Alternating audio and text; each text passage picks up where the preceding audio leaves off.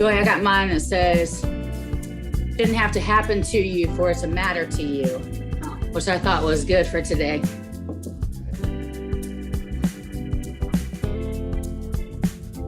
That's your mantra, Heather. You live by that. I love to see you in action. Thank you. I appreciate that, Joy. I'm so grateful for you. You did move away, didn't you? No, I'm still here. I just got quiet for a while. Oh, okay. Hey, COVID we don't know who's here or not anymore. I know. No, I'm still here. I just got quiet and was learning and thinking and being introspective and all that good stuff. So awesome. I'm back out again, about to launch a podcast with a good friend. So. Oh, awesome. Congratulations. Yeah, thank you. We're about to start here, folks. I'm trying to get that corner out.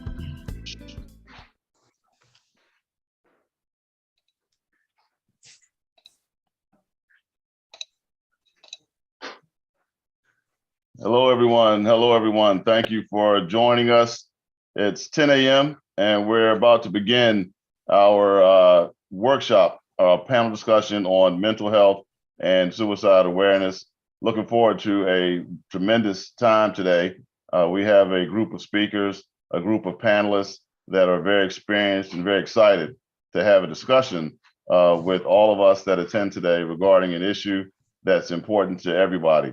I just heard a quote a moment ago. It doesn't have to happen to you to be important to you, or something along those lines. But this is all that's very true. And dealing with mental health challenges, dealing with suicide awareness is something that's touching many of our families all across the country. As we're waiting here for more people to join, there was a story in the news just yesterday about a woman soccer player from the University of Stanford.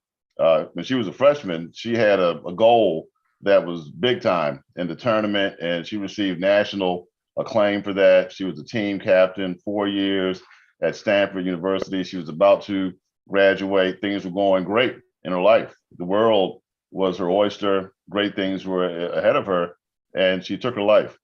She just took her life, and her parents really don't know yet what happened. Apparently something may have happened, and the young lady was facing disciplinary action from the school, but whatever happened, affected her to the point that she took her life. And it just reminds me, and should remind us all, that we really never know what people are dealing with, our family, our friends, our coworkers, our neighbors. And we all should take time to learn from one another, to understand some of the pressures that people deal with, because we may be that person that can offer an encouraging word, help someone get the help they need, direct them to the proper resources, etc. And that's really what today is all about. We're going to have a great group of people today that are going to be able to help us understand more about the situation that many people are dealing with in terms of mental health challenges and suicide awareness. Dealing with grief is something that we're going to talk about today as well. So it's not just about depression and suicidal tendencies. It's also dealing with grief. It's mental health and that umbrella as broad as it is. So I'm excited about it. And I'm going to take a moment to introduce you all through a slide overview to our panelists, right? So we just had one of our panelists come on, Pastor, let me change his name. Pastor Hines is now on. Okay, just added that. So let me share my screen so you all can see it. And then we're going to, let's see here, talk a little bit about the people that are going to be here with us today. Princess, can they see my screen? The screen that I'm sharing? Yes, sir. Okay, got it. So again, thank you all for joining and give me just a couple of minutes. I'm Gary Holland. This program is sponsored by the Faith Community Healthcare Outreach Program that's funded by our church, Word of Faith Christian Fellowship Church in Dumfries, Virginia. Our senior pastor is Jeanette Coates, and I'm also a pastor there as well. We're sponsoring this program and many others as we attempt to reach out to our communities to address various issues of healthcare. Live in Stafford, Virginia, and again, excited to bring this program to you all. For those that do join or watch the recording, if you'd like to offer the same sort of program or workshop to your church, to your community, please reach out to me and let me know. The C.H.O.P program would love to come to your area as well. Our panelists are an amazing group of people. One of our panelists is Thera Storm. She lives in California, and I've known her for a number of years, licensed, trained, educated, experienced in the areas that we'll be talking about today. She's the founder of the organization you see here on the slide, and I'm excited to see what Thera, or Coach T, as she's affectionately referred to by those that know her from back in the day, excited to see what she has to bring to the group today. Also, we have with us today Dr. Kenneth Jones, who many in the DMV, in fact, around the nation may be familiar with. You see his many accolades here on the slide. Again, very experienced. He just wrote a book that he may talk about, a book that could be very helpful to people dealing with the topic that we're going to be covering today. And Dr. Jones, I'm sure, is going to bring a lot of experience and a lot of insight and wisdom to our discussion today. Also, we have Joy Pearson, who'll be joining us today on the panel. I don't think there's anybody from New York to Florida that doesn't know Joy. And if you don't know Joy, you know somebody that knows Joy. You know the story of 6 degrees of separation. With her, it's probably more like 1. And I say that because that says a lot to who she is and who she is in terms of how she connects to people and encourages people and provides guidance to people. And she is going to provide an excellent source of insight into this panel because of the person she is, the people person she truly is, and how she helps people deal with very tough situations. And I've sat across the couch from her myself and been the recipient of her guidance and her counsel. And I can attest to how helpful she is and how experienced she is as well. So looking forward to Joy's participation also. Also, we have Heather Hutchinson as part of the panel today, another local resident you'll see here. When she introduces herself, when she is on the panel, you'll learn a lot about Heather, and sit back and be ready to be amazed. Heather is someone that I've always thought of as a straight shooter. She says what she needs to say. She gets the point across, and sometimes it may be uncomfortable, but it's always what the person or persons need to hear based on the topic. So I'm sure that Heather will cut through a lot of the fog and share information with us based on her personal experiences in this area that will help many of us that are in attendance today. For the attendees that are on, share this with your friends, share this with your families. It's important that we're here today together and here together live so we can learn from one another. Our final panelist is Pastor Anthony Hines. He's a little bit further south. He's in the Richmond area, over 20 years military experience and extensive experience in the area of clinical health. Pastor Hines has a tremendous amount of actual hands-on clinical expertise in this area, dealing with people in the military with issues, PTSD, etc. His accolades, again, are listed here, nationally board certified. So we didn't want to just have people come together that said they counsel people because they're good at it. We wanted people to come together on this panel that have actually done this, that are trained, and not just book trained, but life trained in the area of counsel and helping people deal with the many issues and the weights that people are struggling with these days. The final person that I'll introduce is someone that many of you may know, Pastor Carl Armstrong. He'll be our moderator today. And Carl will lead the panelists through the various discussions. And if you've seen Carl facilitate discussions like this, I'm sure you're shaking your head saying this is going to be a good time, and they're going to be insights drawn from the panelists that will help me as an individual. So for those that are online, to enter questions, because this is a Zoom webinar, so you won't see all of the attendees, but you will see the panelists. Enter your questions through the Q&A option.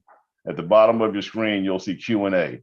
Enter your questions there. We'll be monitoring the Q&A section. If you see a question that you want to ask, you can upvote it. You can click on it, and we'll see that multiple people want to ask that question, and we'll make sure to have your question answered. So please make sure that you enter your questions through the Q&A option and not the chat option that we're familiar with using for Zoom. That's it for the introductions. Let me stop sharing my screen. And at this point, we're going to turn it over to none other than Carl Armstrong, who's our moderator for today. Over to you, Carl. Wonderful. Thank you, Pastor Gary Holland. We appreciate it. I am absolutely delighted to be with you today with this tremendous panel of individuals who are going to help us today. This is a very, very important discussion, and one that needs to be had We're talking about mental health and suicide awareness. And I tell you, there's so much going on in our nation, not just now, but over the last few years. We're dealing with political strife. We're dealing with the COVID-19 pandemic, which has caused isolation. It has caused many of us to be separated from our church and our church gatherings, which was so important for many of us socially. We've had to deal with death. Many of our families have dealt with massive death. My wife and I have dealt with 20 family deaths since January 2020, 20 family deaths. And that does not include the friends that we know who have died, 20 family deaths. All that we're dealing with sickness, all different kinds of sickness, most of it COVID related. There's so much going on, and we know that all these things have an effect, even when it comes to our children. Our children spend a lot of time with online learning, forced online learning.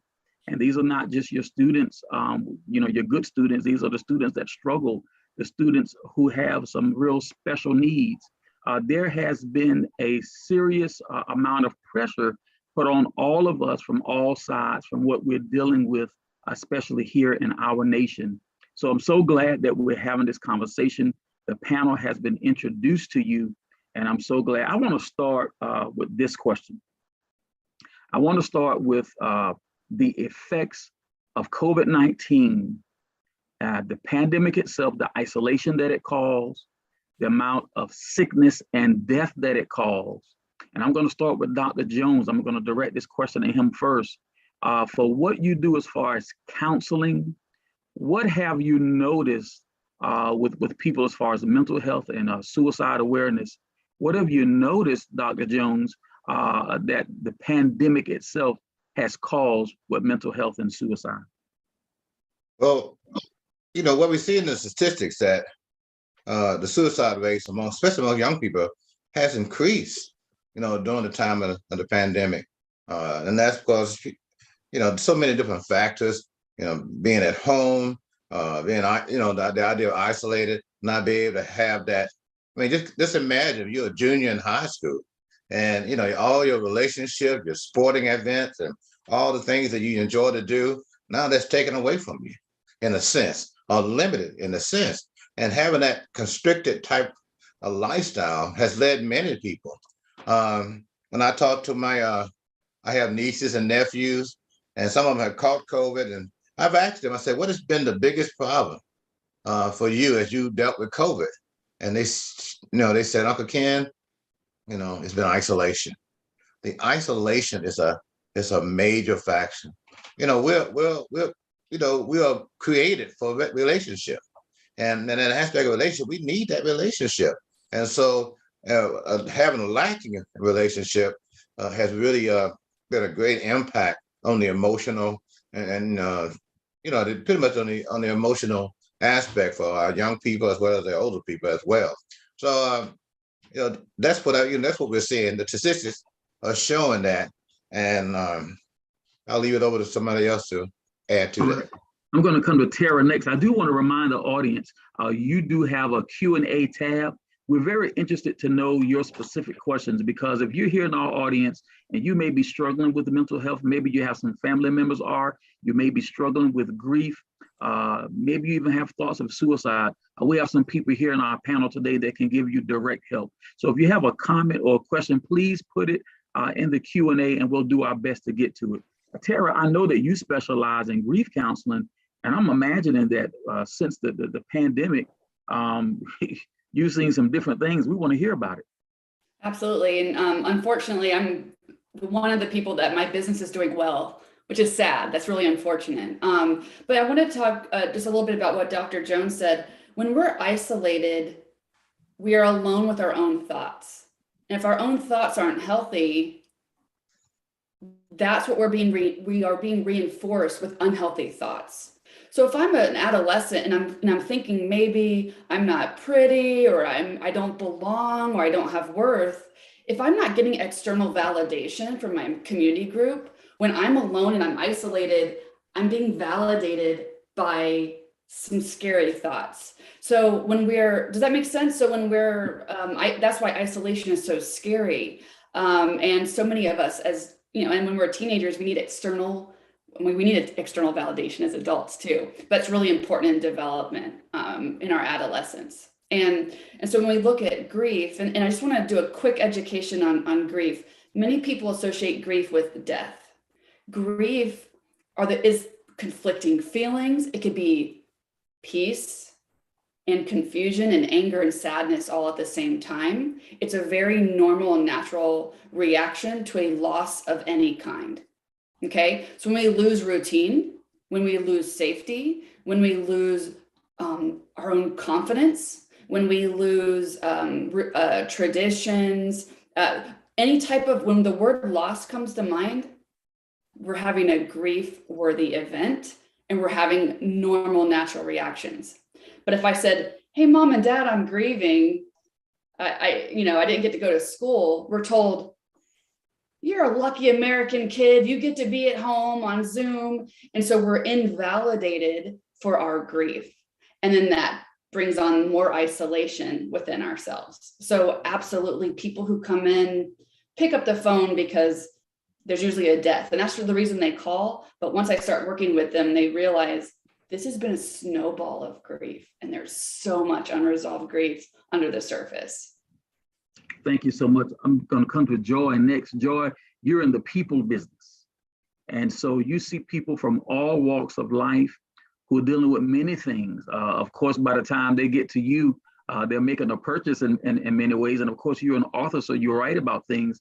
What are you seeing as far as the effects of the pandemic and what it did to people for isolation, for finances, overall mental health? What has been your experience?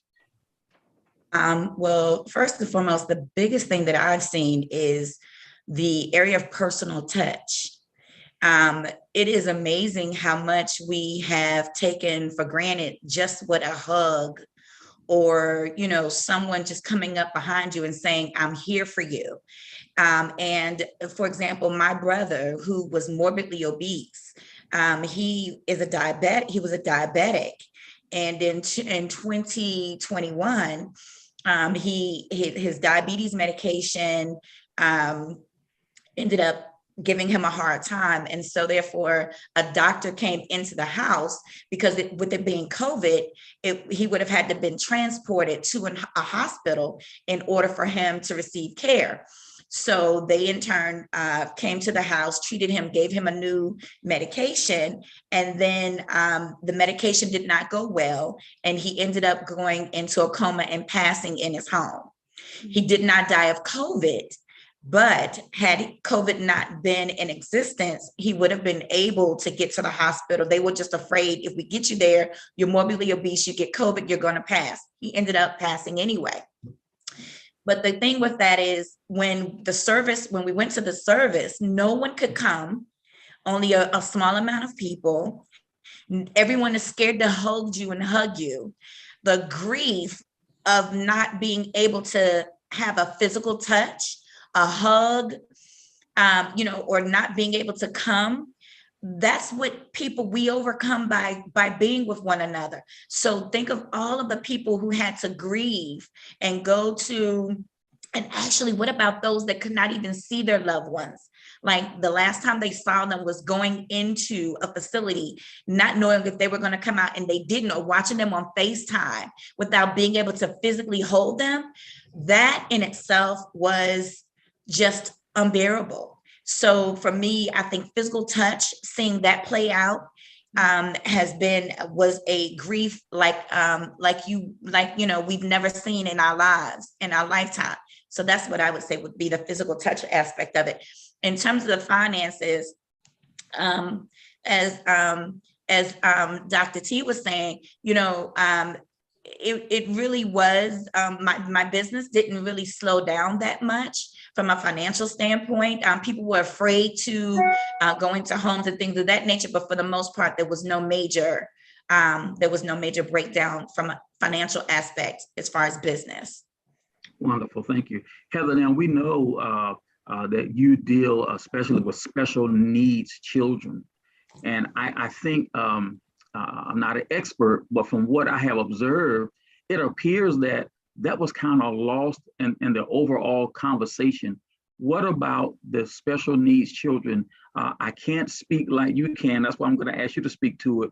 When we look at the isolation, the lockdown with COVID, the children being forced to do online learning because we couldn't go into the buildings, how has that affected overall? I want an overall answer, but specifically in that area when it comes to special needs children.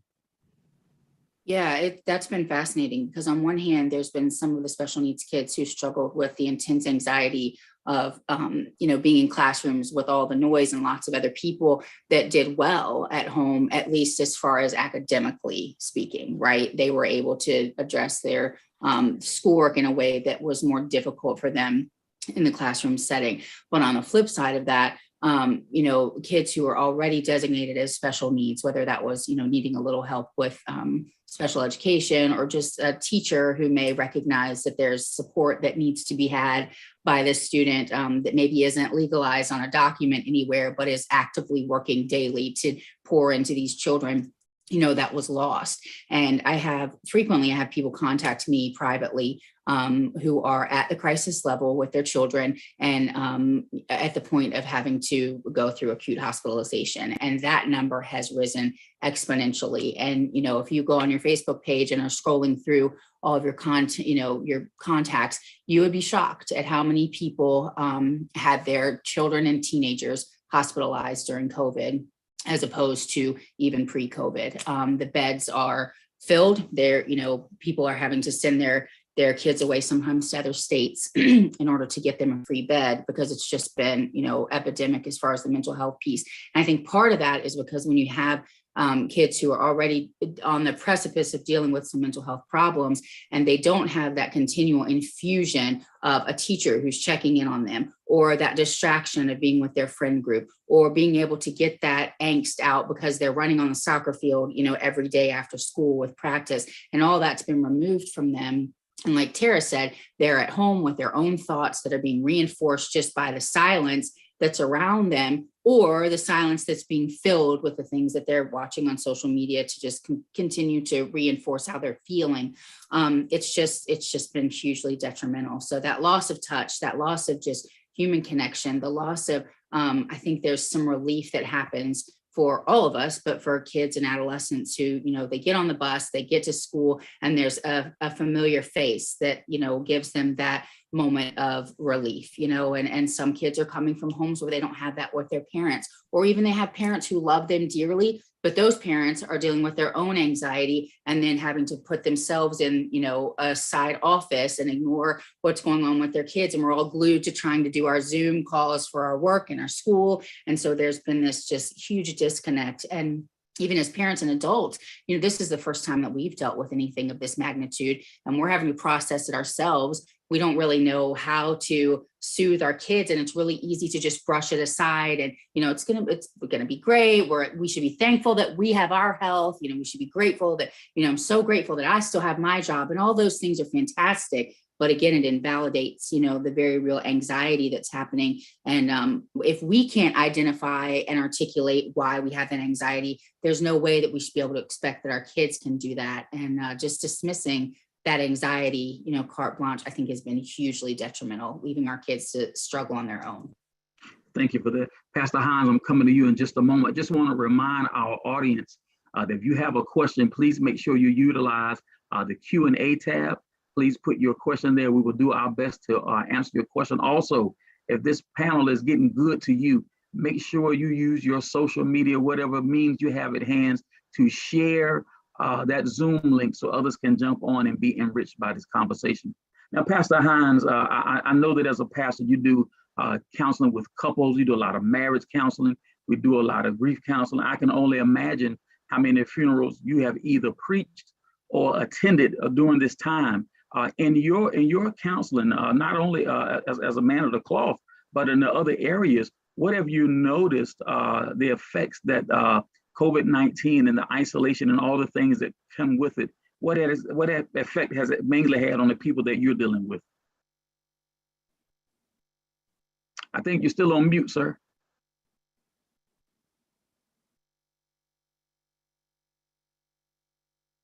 You're still on mute. Let's see if we can.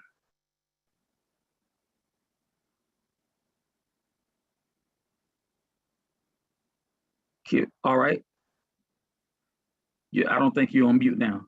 Are you talking? We can't hear you, Pastor Hines. All right, we're going to come back. I think he's connected now. All right. Pastor Hines, can you hear us?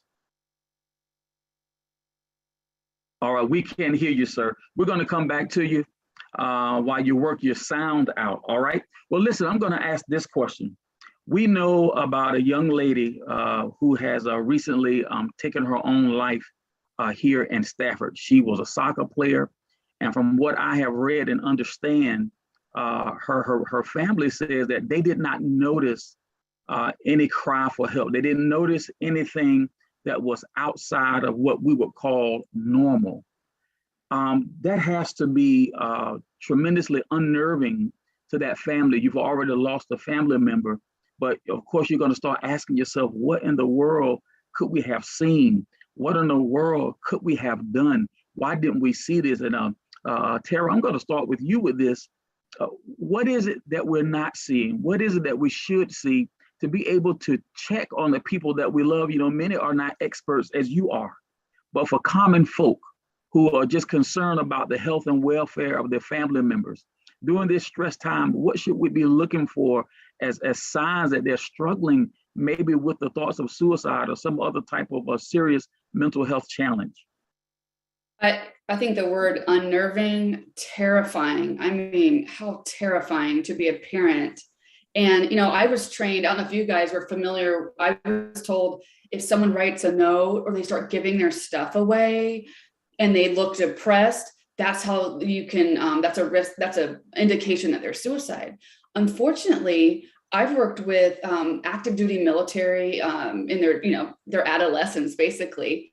And when I ask that, they're impulsive. Okay. And so when someone's impulsive, they don't show signs. They don't write the letters. They don't give their things away. They don't even call for help. What happens is when there's an impulsivity, and I'm not saying this is the case. So I'm giving an example, but please know suicide is still being researched. And if we had if I had the list, oh my gosh, it would be published and we would, as parents, we would just research this. Okay. But what I do want to introduce is that if we don't have options, then we go to thinking of suicide. So sometimes it's like if I say I'm not sleeping well and you go, oh, try Xanax.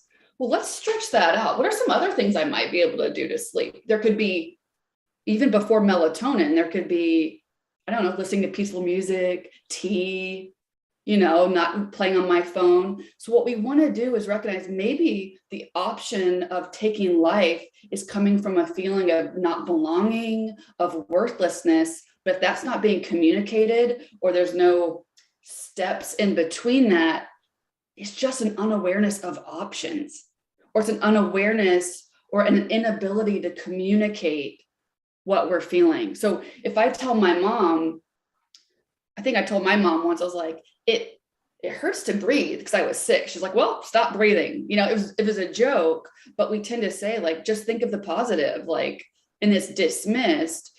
And what happens if a student is feeling something, but they don't have the words to say it, their options can become, I don't like this feeling. Problem solving is to stop the feeling. Okay. So that could also be not knowing that it will get better, that there's a future, and that this is temporary. And so with my daughter, she's only 6, but from day one, when she was 2 and she couldn't crawl from underneath a chair or something, I was like, can you problem solve? Right. And so what I'm doing is I'm planting seeds that she can problem solve and come up with steps before it's just all or nothing. And it's this explosion of there's no other option. So the word I want to merge is just like options and also communicating, because I can tell you I'm angry or I'm sad, but there could be 20 other words that actually really describe more descriptively what I'm feeling. Like I'm feeling inadequate. I'm feeling invisible. I'm feeling unworthy. Okay, so I think it's important that we update our feeling words and our vocabulary with our children, and also understand problem solving. Now, with that situation, I don't know the details, and what would be useful is to do like an analysis, because there's so many things involved. We tend to blame parents. We're quick to blame ourselves, right? That we always want to blame, but instead of blaming, let's step back and do an analysis and see what can we learn from this. Is it the access to medical care? Is it verbalizing? Is it the inability to problem solve? Is there a history of suicide in the program, in the family? Substance use? Okay, there could be silent substance use. We make poor decisions when we're not completely clear. Okay, so a family like history of suicide, impulsivity, these are things to be aware of with our children. But I wish there was like here's the list, I've got it. But I did want to share, there's an acronym called Is Path Warm? Has anyone heard of this? Is Path Warm? Okay. Is Path Warm? I stands for ideation, substance use, purposelessness, anxiety, trapped, hopelessness, withdrawal, anger, recklessness, mood changes. This is like a list to be aware of with our children. And we could send this out, you can Google it, but this is just like a basic list. But again, it's so complicated. Thank you for that. I want to go back to Pastor Hines. I'm hoping we got that audio fixed. Let's see if we can hear you now, sir. I think we're good. Are we there? Yes, we can hear you. Thank you. Yay. So I know, like I said to you before, I know that you're doing a lot of counseling with pastors. We do a lot of marital counseling. We do a lot of grief counseling.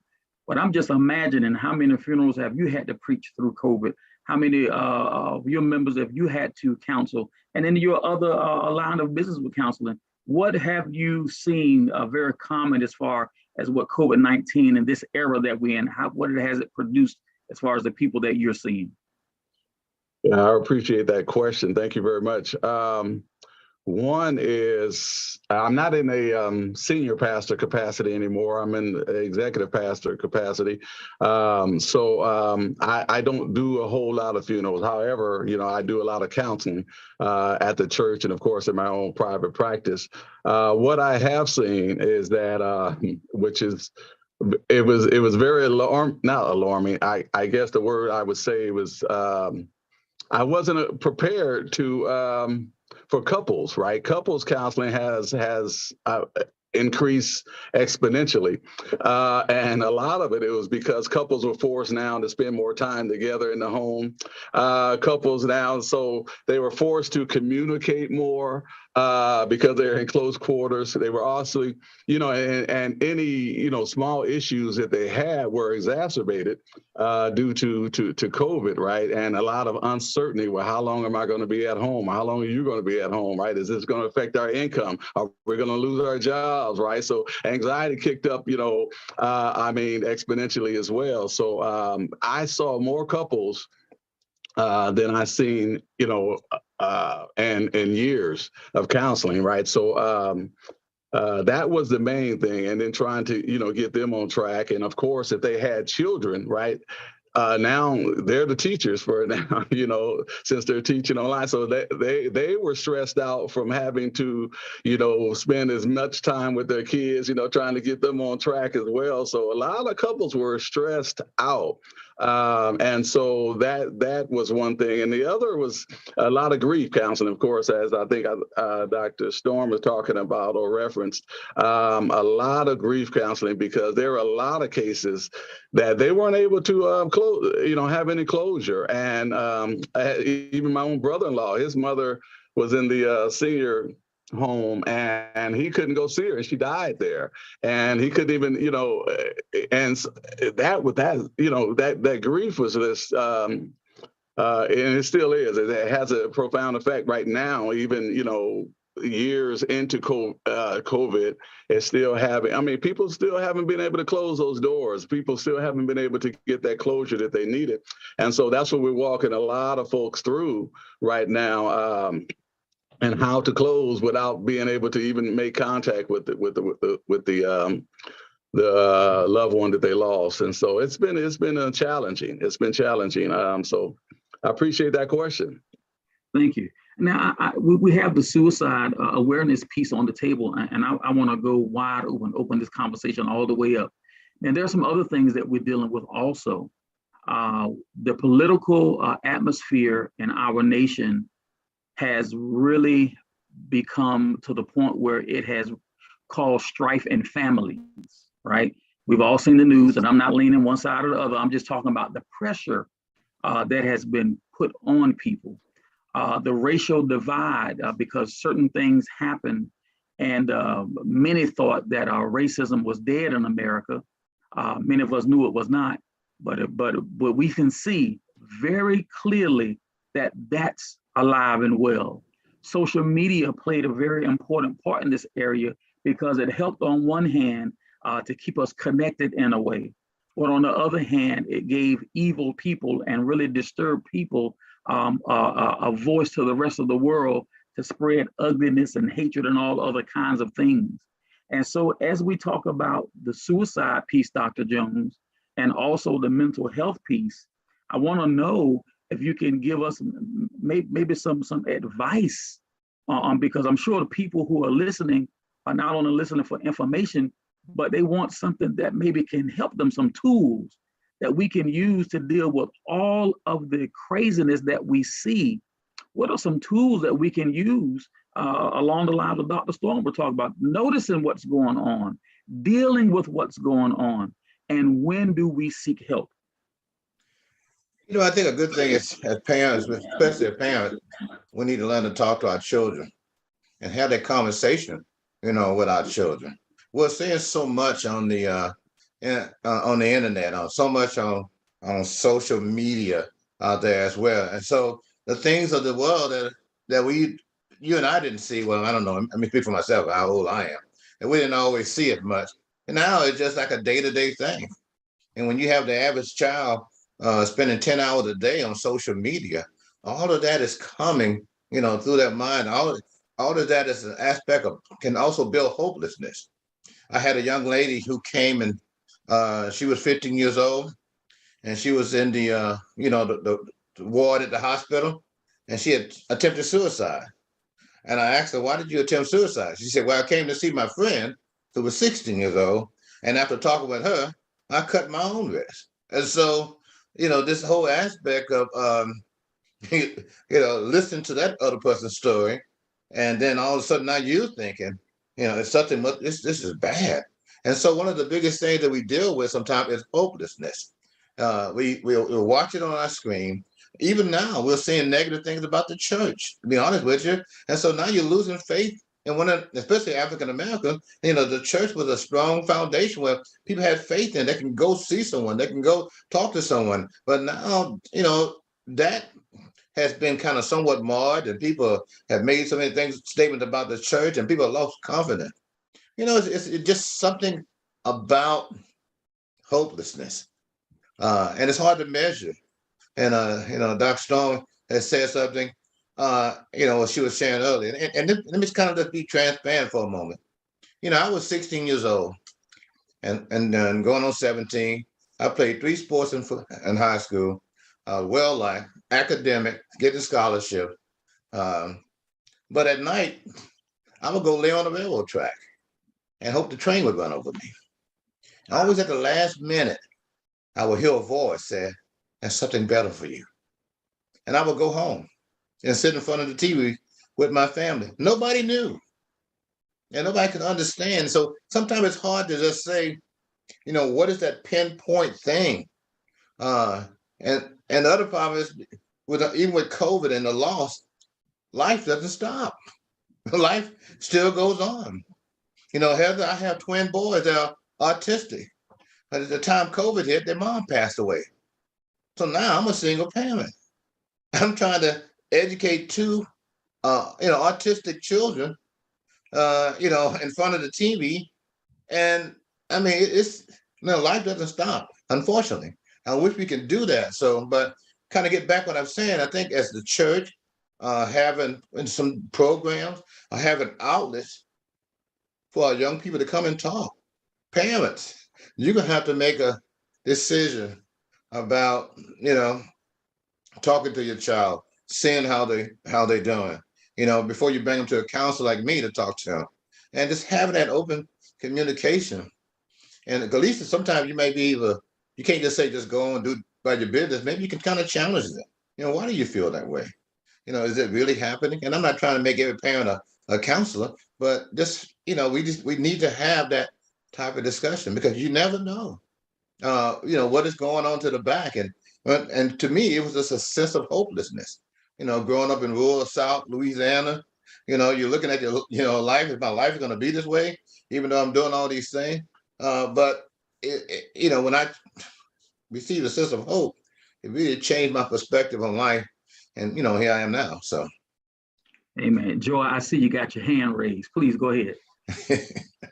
Yes, this is a really, really great conversation. And one of the things I want us to consider is in a lot of these instances, when we look at children, the need to be successful and those overachievers, even like with Dr. Ken, he mentioned he had the scholarships, he was doing well, he was at the top of his class.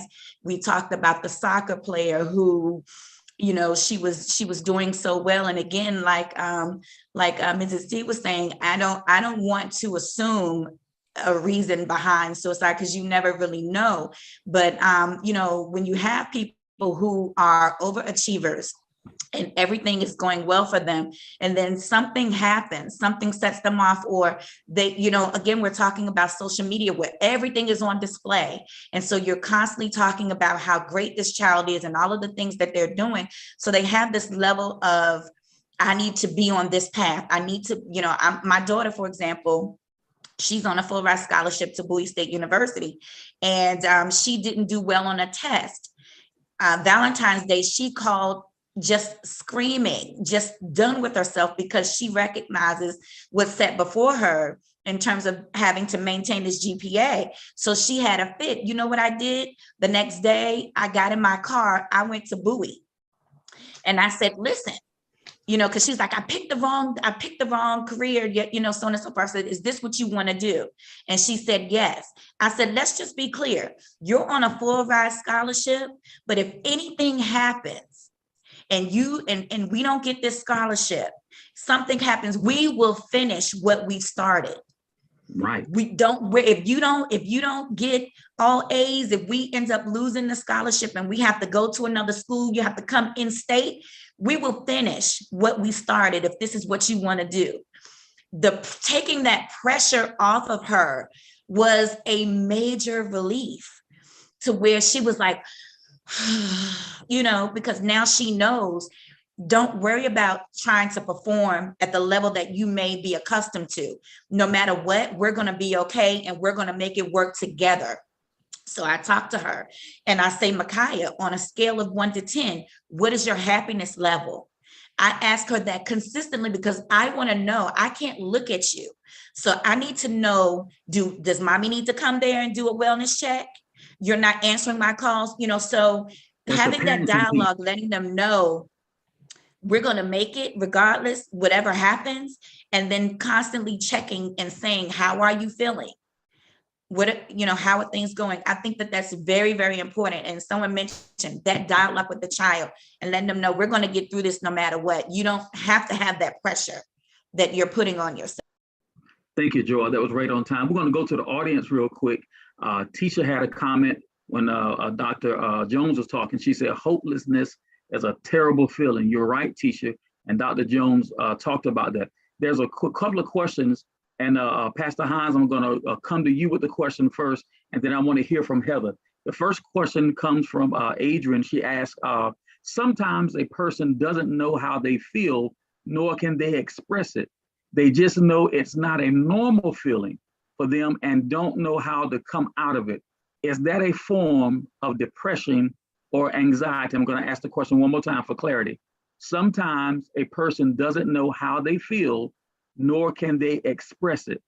They just know that it's not normal for them and they don't know how to come out of it.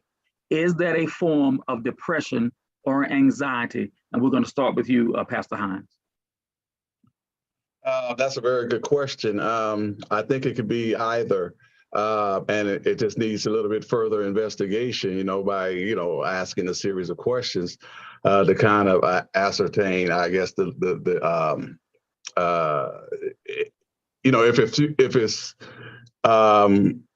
they're feeling that way from current stress, or if they're feeling that way from, thinking about futuristic things. I think we have to investigate, what has changed, or what the person feels might be changing, right? So I think it could actually fall into either one of those categories. It just needs a little bit further investigating, and I'll pass that on. Yep. Thank you. Heather, we want to know, what do you think about that question? Yeah, that's a hard one. I think my cautionary word has been since my experience with my son, who does have a dual diagnosis. And I think having a correct diagnosis has been paramount for getting him the treatment that he needs. But I think worrying more about a diagnosis than what actually is happening can send us down the wrong track. At the end of the day, we want to make sure that someone is healthy and whole and safe. And so a lot of times, you're feeling off and you don't know how to articulate those things. And that's simply a lack of the vocabulary for how to say how you're feeling. And so if you have someone in your life, whether it's parents, that becomes our job, teachers, somebody who you trust, a friend, a peer, whatever, doesn't have to be a counselor, who can help you kind of tease apart what those emotions are. And you can start to identify why am I feeling off? Am I feeling off, because I don't know if I'm going to still have this job in 3 months? Am I feeling off because I'm graduating, this June, and I don't have a plan? And I feel like everybody around me thinks I need to have a plan, and I just need somebody to tell me it's okay that I don't have a plan. Or am I feeling off because, all of my friends around me are getting their driver's license, and I don't really want to get mine right now. And I need somebody to tell me that it's okay because I'm scared to get my driver's license and I'm just not ready. Or, we need to be able to help each other tease apart what those emotions are and verbalize them, give some adjectives to it, give some, some definitive words of what these emotions are, because once you can identify it a little bit better, then you can start to address it, and if you're just worried whether it's depression or anxiety, it very well may be one or the other or both. And those are serious things. I absolutely deal with anxiety and have since dealing with, very volatile children. So I don't take that lightly, and I'm not dismissing it at all. And you may need further help if you're dealing with any of those things. But when you're starting at that beginning place of saying something is wrong, I'm not feeling like myself, we don't always have to jump to, we might need medication. We might need to see a psychiatrist. We might need to end up in the hospital. We need to start with what's going on right now. And to piggyback on the parenting thing we were talking about earlier with stuff that everybody has said already, that's so good. As parents, our job is to, and even as caretakers, not just parents, but our job is to be in a position to kind of help hold and facilitate those conversations. And let me tell you, I'm a single mom of 4 kids between the ages of 13 and 20. And I also have an additional child that lives with me too, who has autism, who's 20. There are a lot of needs in this household. And there are a lot of days that I don't want to hear it. Not because I don't love you, not because I don't, care about how you're feeling, but that's exhausting. It is exhausting to carry the weight of other people's emotions, especially when it's emotional and mental, and there's not a whole lot I can do for you in a way that, if you have the flu, I can bring you chicken soup, I can give you some Tylenol, I can, tuck you in with your blankets. I can't do that to relieve your mental health crisis. And that is very frustrating and tiring as a caretaker. However, it's my job to be able to be available and open to listen to those things. And I've heard some things from my kids that I would never want anybody else to hear. I don't want to be here anymore. I don't like what's going on. And my responsibility is to, instead of trying to tidy it up so that I don't feel uncomfortable, is to allow those conversations to exist and dig in deeper, like that question we just had. Why is it that you don't want to be here anymore? On the inside as a parent, I'm like, what in the bleepity bleep do you mean you don't want to be here anymore? Like, this is terrifying. I don't want to hear that. But what I need to do is say, why would you say that? What is it that's going on that makes you feel like you don't want to be here anymore? And a lot of times it's just something that's happening in the immediate. They don't want to feel it anymore. It's not that they don't want to die. It's that they just don't want to feel this. And that's the only language they have to be able to say how they feel. And so as the adult in the situation, as the more mature, hopefully person in the situation, I help them tease out some of those emotions by giving them some verbiage, by giving them some opportunity to express more deeply, but also allowing them to say those things and not wiping them away, dismissing those things, minimizing those things, even if they might seem silly to me.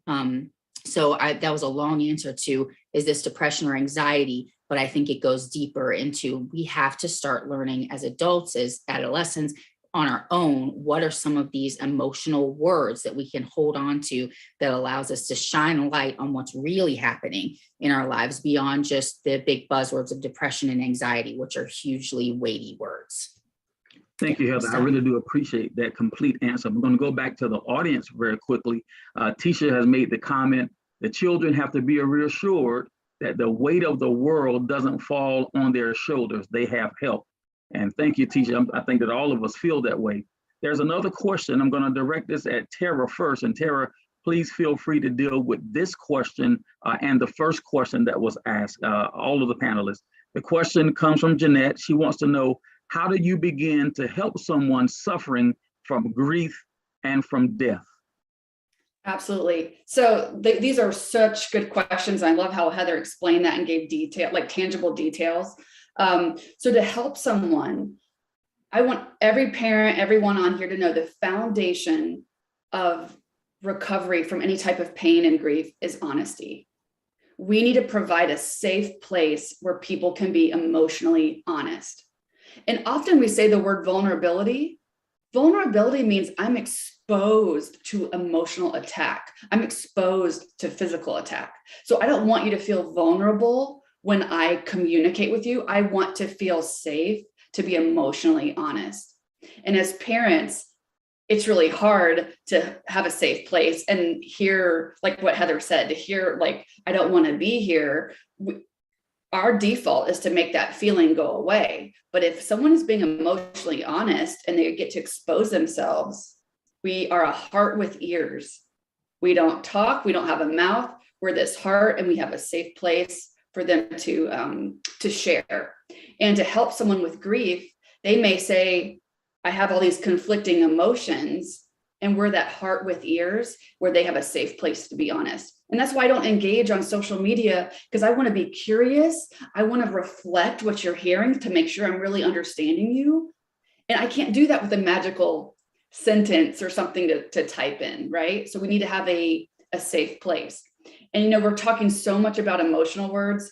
And because I'm a geek with feelings, I made a list of emotional words that it's our responsibility as adults to update our language and our vocabulary. And I'm going to read them real quick. And if anything, and you could scale these words 1 to 10. So we talk about anxiety, depression.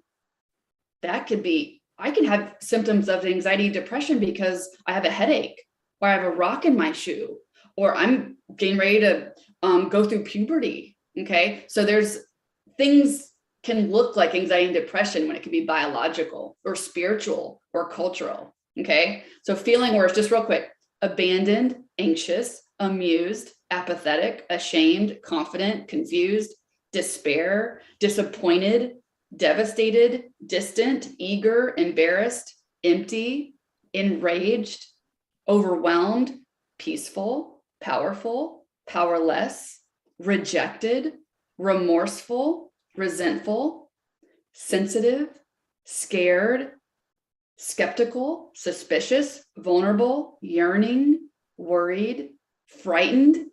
Frightened is a number one feeling that children have, but we dismiss it so quickly. Frustrated, guilty, hateful, hopeful, hopeless, humiliated, hurt, ignored, indifferent, inferior, insecure, inspired, irritated, isolated, jealous, liberated, lonely, open, and optimistic. This is just a quick list, guys. We can update our vocabulary. Yearning is one of the number one feelings from grief. We yearn, But if we don't have that word, we say, I feel icky, or, we don't know how to express that. We need a safe place to express that.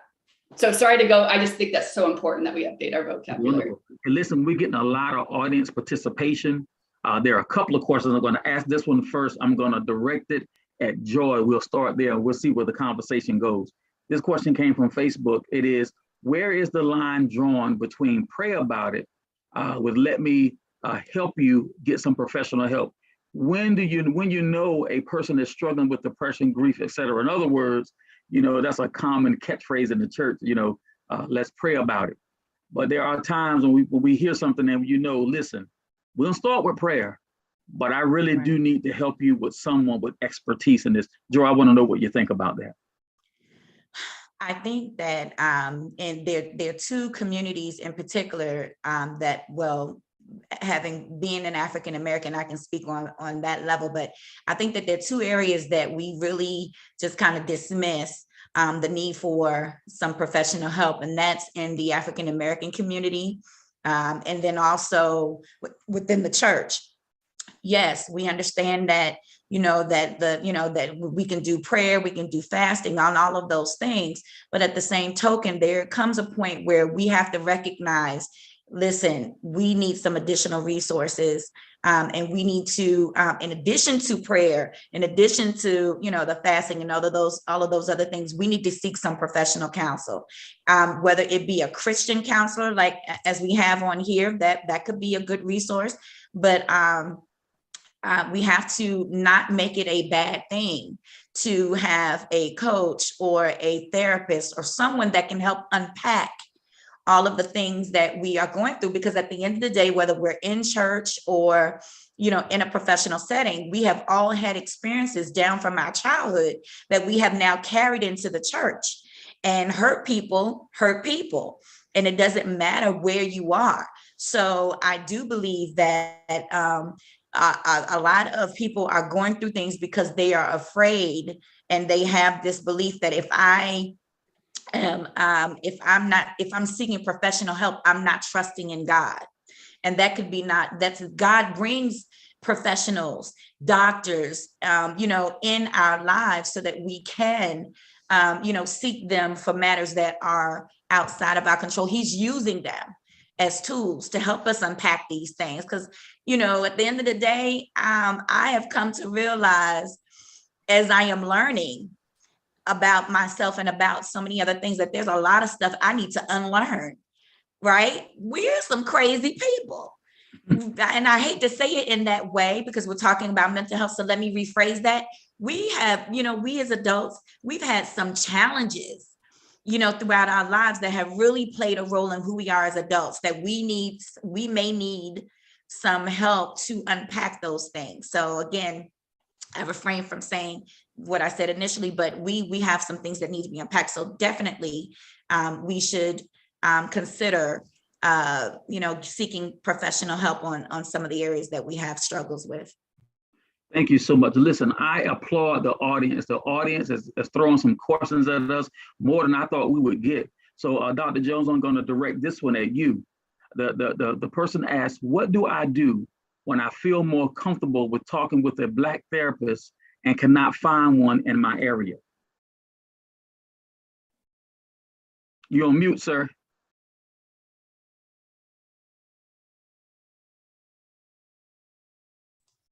All right, sorry about that. One of the innovations we have now is that we do have Zoom, and I do Zoom counseling, and I've counseled people in other states now. So thank God for the opportunity of Zoom, and that we do have that. But kind of going back to the idea of Black therapists or a church therapist, and what Joy was saying, and Thera, we got to change the language about the aspect of suicide, especially in the church, because sometimes people say, that they focus on suicide being the unpardonable sin. You commit suicide, you're going to hell.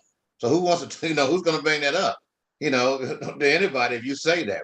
Or sometimes people say in the church that suicide is a selfish act, or you gave up on life, and so we got to get past. Sometimes the church has become got to become more equipped to be able to deal with this. I had a client that came to me and she said her niece got in the car here to Virginia, drove all the way to Florida, and drove into the ocean, and walked into the ocean. Excuse me. And she said the hardest part was that she took the why with her, and so that's the challenge. Sometimes we got to begin to unpack a little bit more about the why, and the church is going to have to get better in providing resources to be able to kind of meet that need. Black therapists, white therapists, I understand sometimes African American, because I'm an African American, sometimes I feel like people may get it, but people, everybody, there are a lot of trained people that do get it. If you don't have one in your church, Black therapists in your church, and ask, there are a lot of therapists in this area that I connect with, I refer to. There are people that are out there. The church has to make that known. And the church also got to give people permission. Yes. You got to, I don't know how to explain it, but you got to kind of give people, let them feel it's okay.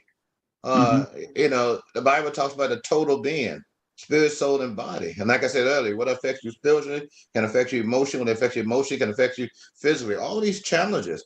And so we got to be not afraid to, go and see a therapist. And that's what some people say. Well, I'm afraid to go see the therapist, and what are other people going to say about me if they find out I'm going to see someone for counseling. But we got to, one of the things the church has to do as part of the community is make people feel okay about seeking help. Thank you, Dr. Jones. Hey, I want to remind the audience, it is 11 a.m. It is our goal today to go until about 11:30. We are going to get to as many of your questions and comments as possible. And by the time 11:30 gets here, we're going to have a remedy for the questions and comments that we did not get to. Want to remind you that we're going to do a session like this again in April. And listen, I want you to make sure you're telling your friends how much help that we got today, so that they'll come with us in April, and maybe we'll schedule some more time. But this is great. Please keep your questions and comments coming. We'll get to as many as we can by 11:30. And here's a couple of comments from Sharita. She says, very exhausting to carry the weight of others, yet we do it every day at the expense of our own mental health. We got to do better. She says also, yes, ask the open-ended question to the children on how they feel, not how you feel about it. Great, Sharita. And I think I can get to one more. There was a question here on Facebook, and this question is for Pastor Hines. This Pastor Hines seems close to my age, so I want to ask him a question. I want to start therapy, but don't want my kids to know. Is this wrong? Why do I feel this way? Yeah, and I'll try to be brief. I know we're on the time, and that's a very good question. You said, why do you feel this way? It may be, and I'm just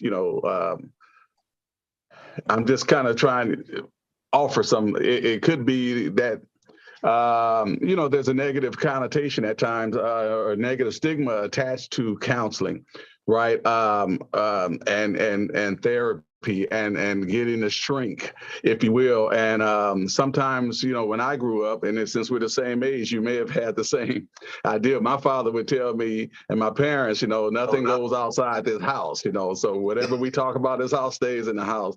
The other thing was, hey, men are not to cry.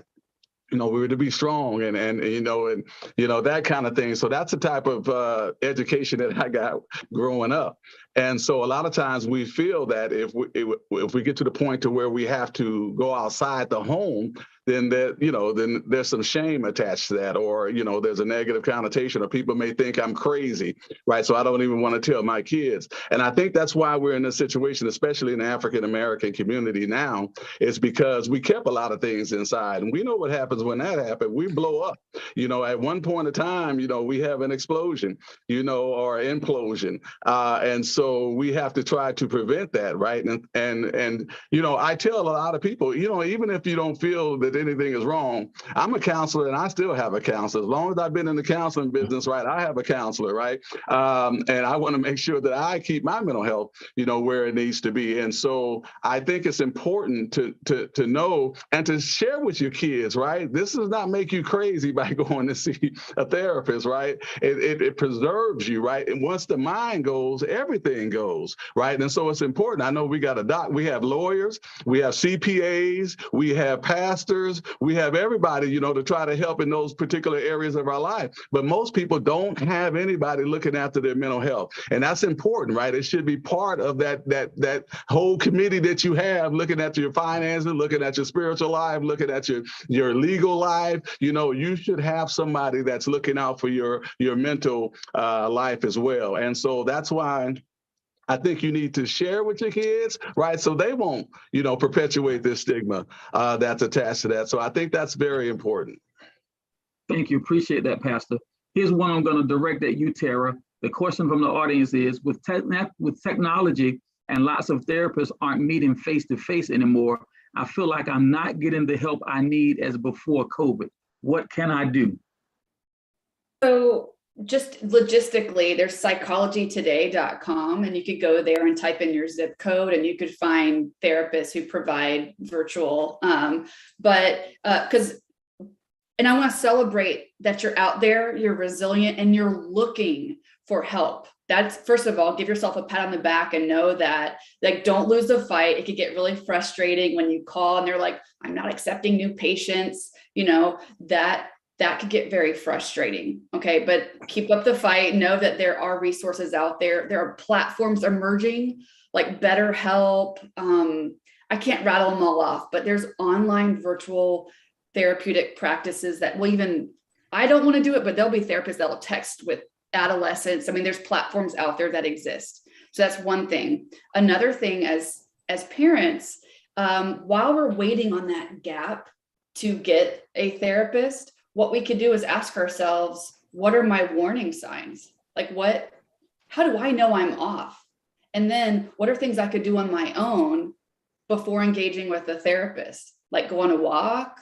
There's so many things that let's stretch out let's bridge that gap and know that there's resources in between before working with a therapist. Because I think we're quick to say, I don't feel good, I need a therapist. Well, start looking for a therapist, go to those virtual platforms. But in the meantime, what are things that I can do to fill my tank? It's not going to get me to 100%, but what can I do to get me to a third of a tank, halfway? And we're all different. For you, it might, maybe cooking works for you. Cooking would deplete me. I would be drained. That would not be healthy for me, right? Baking, some people love baking. What are things that we could do and make our own little plan that is on paper, and it creates muscle memory? Because when you write something down and you're like, I'm going to do a walk, I'm going to talk to a friend, I'm going to get a snack, I'm going to play a video game. If you have it listed out, your brain goes there when you start to feel off. Thank you. Now I'm going to get to two more questions before we get out of here, at least two more. And this one question here, I'm going to direct at Heather and at Joy. The question is, what can we do as a community of parents, community leaders, and church groups? In other words, non-doctor, non-therapist people. What can we do to gather and provide resources for our mental health consumers and their family? Many mental health providers and facilities are full or unavailable. So how can we help the community? I'm directing that at Heather and at Joy.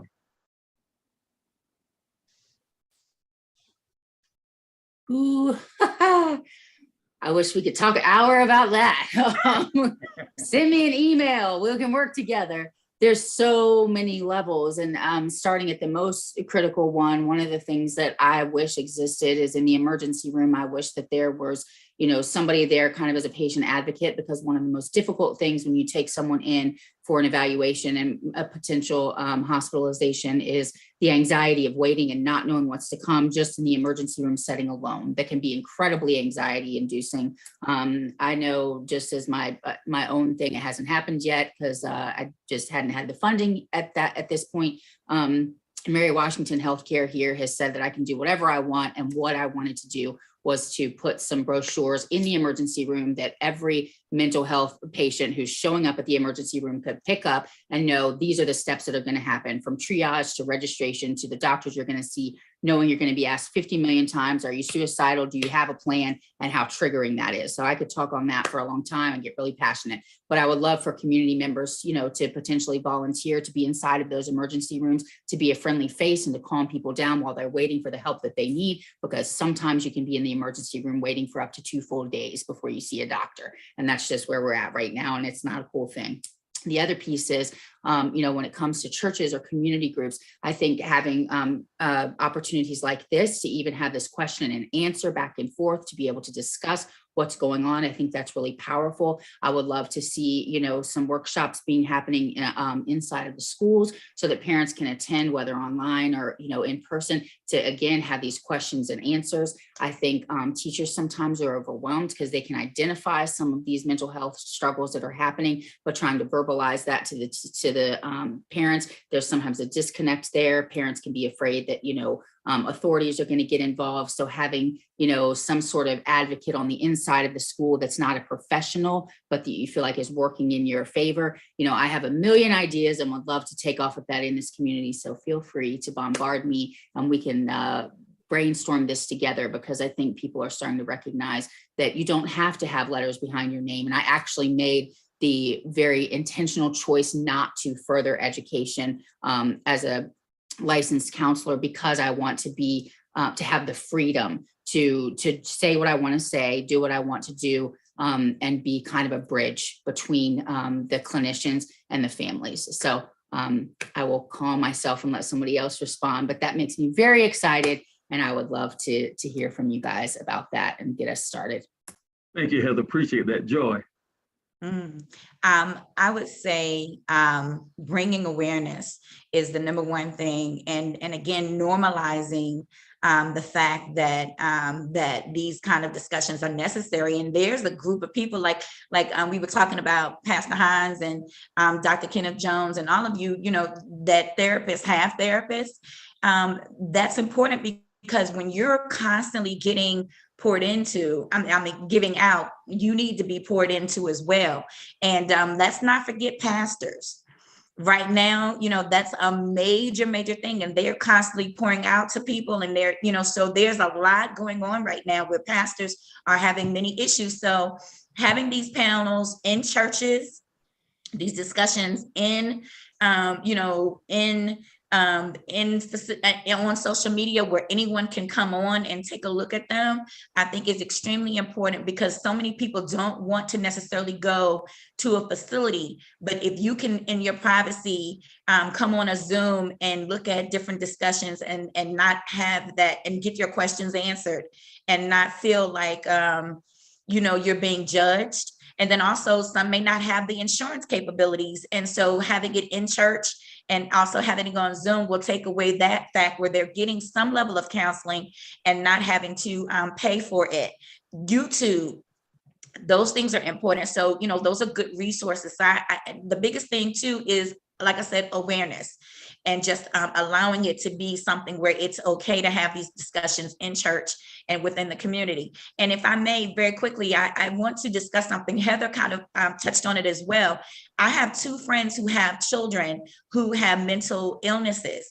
And one of them, she mentioned when she goes to the doctor's office, she was asking if they could potentially have like a separate room because her daughter's autistic.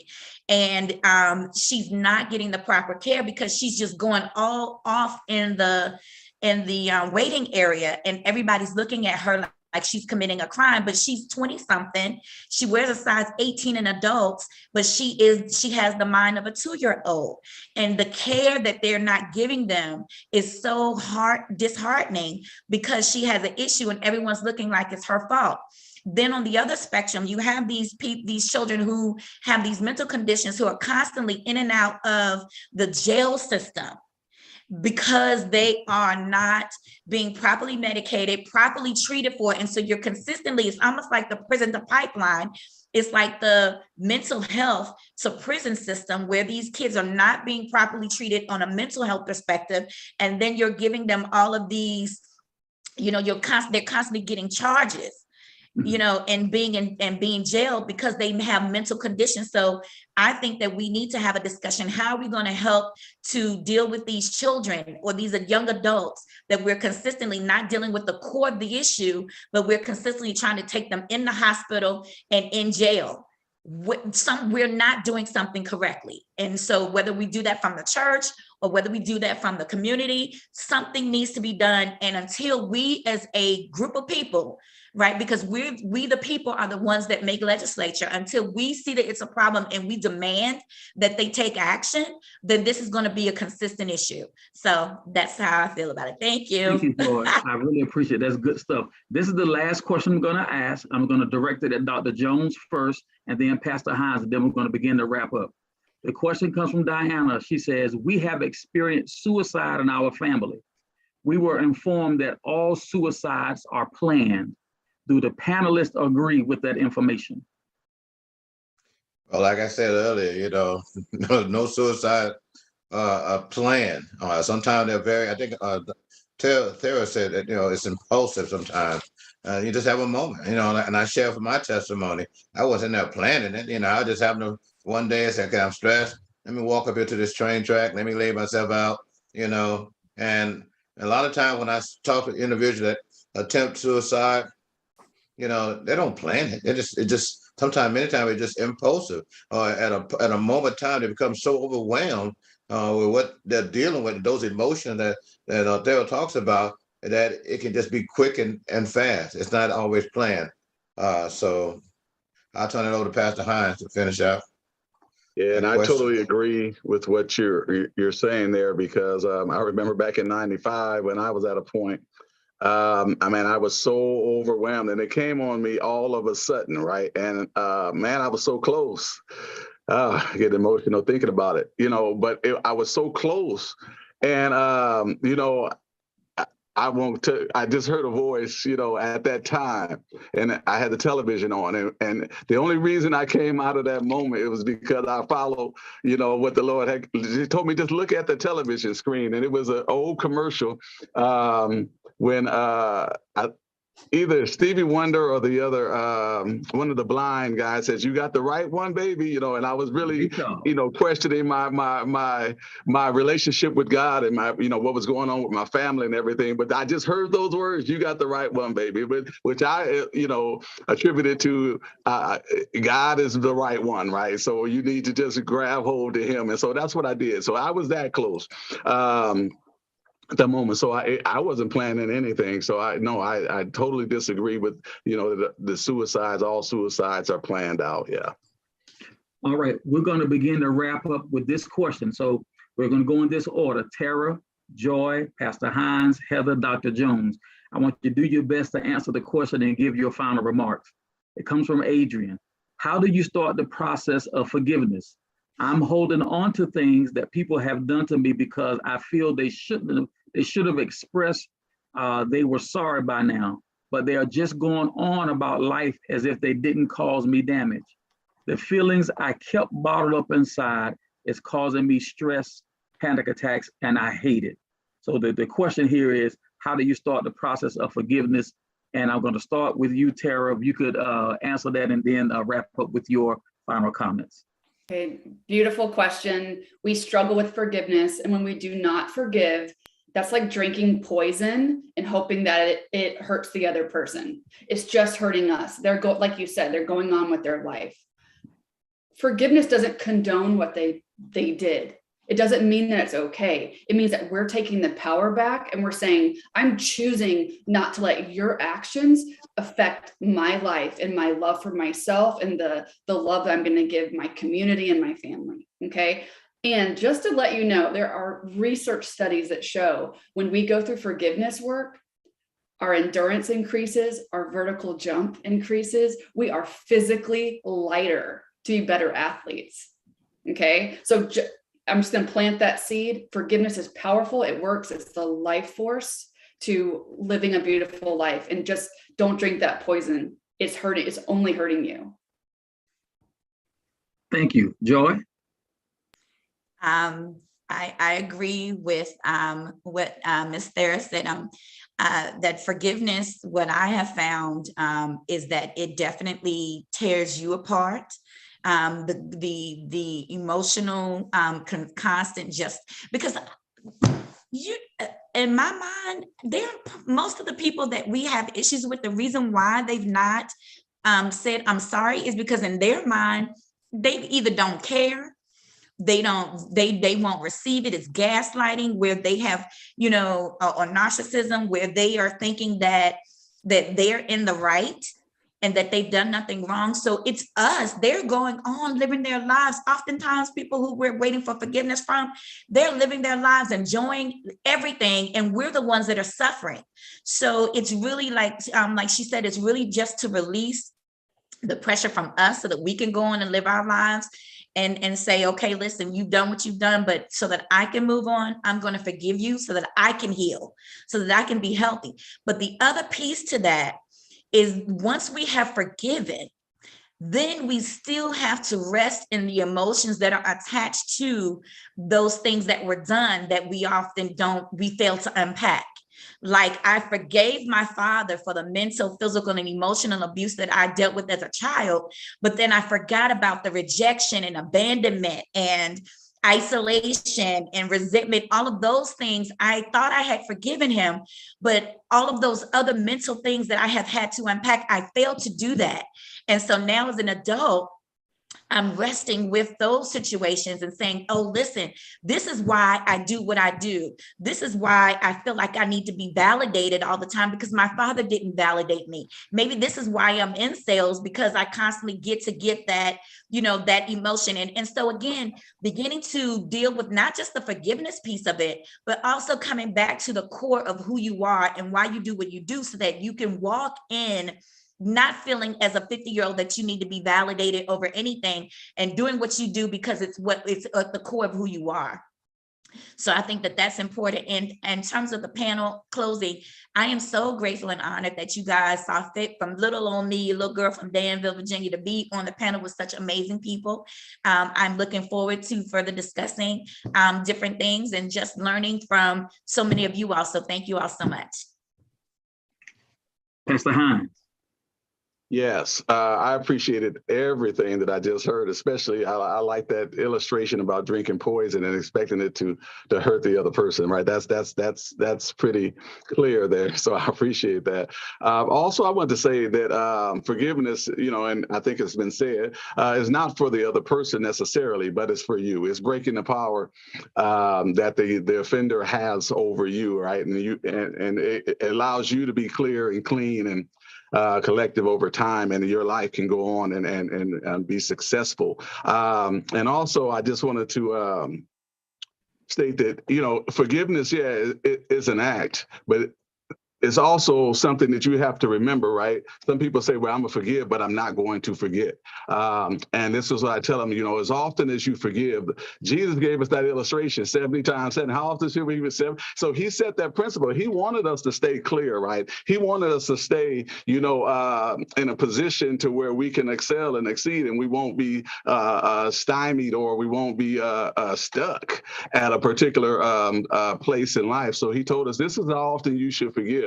And I tell people, right, you forgive, but this is what happens. And it's been my experience. They say, but I won't forget. But if you truly forgiven, and remember, that don't mean that it won't come back to your mind again, but you have to remind yourself, I have forgiven, right? So, okay, this is not going to bother me. When it comes back to your mind, okay, I'm not going to deal with that because I've forgiven them, right? And so you keep doing that. And over a course of time, right, it won't completely go away, but the details of the offense begins to fade over time. And so that's what we want. We want those details so they don't affect us as they did originally, right? And so they just begin to fade. As long as you keep forgiving and stay in that state of forgiveness, the details begin to fade. And I remember somebody came back and told me after I've forgiven somebody, you remember what they did to you? I said, I remember it happened, but I don't really necessarily remember the detail. How can you? And they started telling me all the detail. And I was like, I don't want to did that again, so I had to forgive, but they began to tell me all that. I'm like, oh man, I don't want to hear that. But the point is that if you walk in forgiveness, and that's what I'm saying, that means constantly reminding yourself that you have forgiven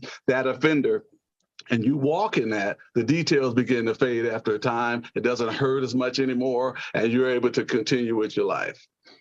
And thank you for the panel. I am so honored to be here and humble. I learned so much from everybody that's on this call, even the questions that were asked, and those are the audience. I really appreciate that. So thank you very much. And I look forward to doing it again in the future.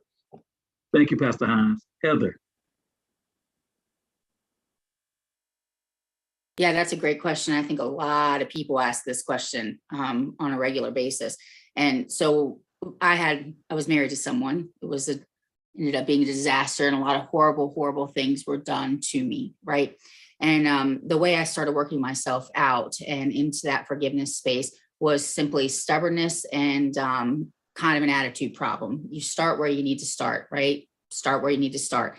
And for me, it was, you know what? He has wasted enough of my life, enough of my time, enough of my energy, enough of my emotions. I will not allow you to steal more of my lifeblood from me than I have already allowed you to steal.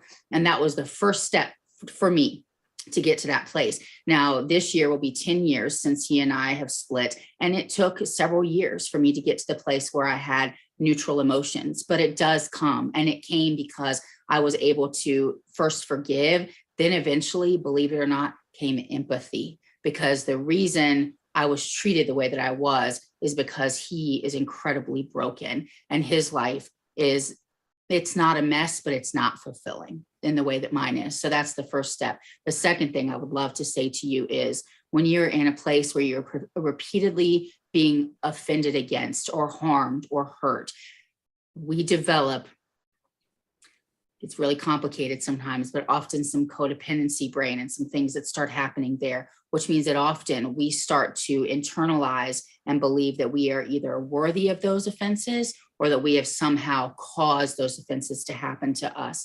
And so if you keep finding yourself in a circle where you feel like you're not being able to forgive this person, even though you've given it lip service, I would suggest that you look deep inside and ask yourself if it's you that you have not forgiven. I'm not saying this is logical, but oftentimes we have a hard time forgiving ourselves because we think, why didn't I see it? Why did I allow this to happen to me? Even though we had nothing to do with it, right? We internalize that and we put that hatred and that poison and that toxicity on ourselves. So if you can find a way to forgive yourself and let yourself know that the reason these things happened to you were not because of anything you did or didn't do, they just happened, and let that go, then that forgiveness also stretches out with the forgiveness towards the person who has harmed you. And that might seem counterintuitive, but I really think sometimes when we've been repeatedly harmed, we sometimes put that anger and that resentment on ourselves, and it's not placed in the proper place. So that's just my 2 cents. I'm not a professional.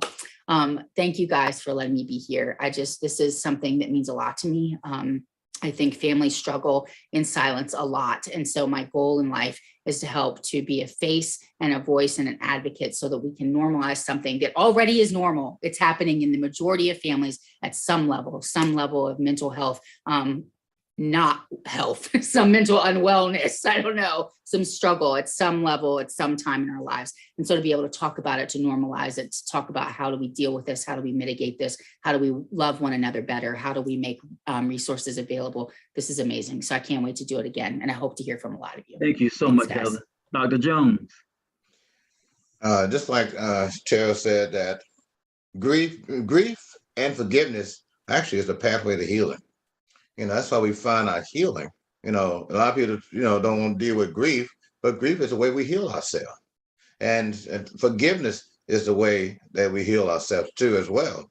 And if we don't take that to heart, then the residual issues of unforgiveness, like bitterness, resentment, even physically, there are some people that Alzheimer's is linked to unforgiveness. Why? Because I've seen this. I had a person that didn't forgive the person when they died, and later on they began to develop dementia and Alzheimer's. And even when they gave the medicine to her to try to help her memory, just the intensity of the anger came back, and they had to take off the medicine. So the healing and the the pathway to healing begins with forgiveness, as well as grief is another way that we heal ourselves. So thanks for the opportunity for being on here with such great people, and I look forward to doing this again. And thank you for inviting me. Thank you all. I'm sorry that we couldn't get to all your questions. We will figure out a way to maybe answer these questions and maybe put them out to you individually, or maybe we'll come up with a way to put it on social media and maybe leave your name off or something. But please know that we'll do our best to get to the ones that we did not answer on air. Thank you all for your time and attention. Thank you for your comments, and thank you for your questions. Pastor Gary Holland, I pass it back over to you, sir. You're on mute, sir. Thank you, Carl. Thanks, everyone. Thank all the panelists and those that asked questions. We thank you. We did have a glitch with Facebook, but we were able to get it out on Facebook. And once it got out there, that's when we saw a lot of the interaction start. So the next time we do this, we'll have that issue taken care of. And I imagine even more interaction and even more pulling on the panelists. And I saw quite a bit of that today. But Thera, Joy, Dr. Jones, Heather, Pastor Hines, and Carl, I thank you. And on behalf of the Community Healthcare Outreach Program, we thank you all for your time today and for being so transparent and willing to share based on your experiences. Someone asked the question, Joy, if you were a therapist, so you may have a second career coming pretty soon, but this is great. Thank you all so much. For those that hung in there, we went over a little bit, but it was well worth it. The recording will be on social media. Please take time to review it. I know I will. There was so much information that was shared. But again, thanks everybody. We hope you have a wonderful day, a wonderful weekend, and we will be doing this again in April. And we'll make sure to put the information out as best we can. Okay. So thanks again, everybody. God bless you. Have a great day. Thank you. Thank you. Thank you.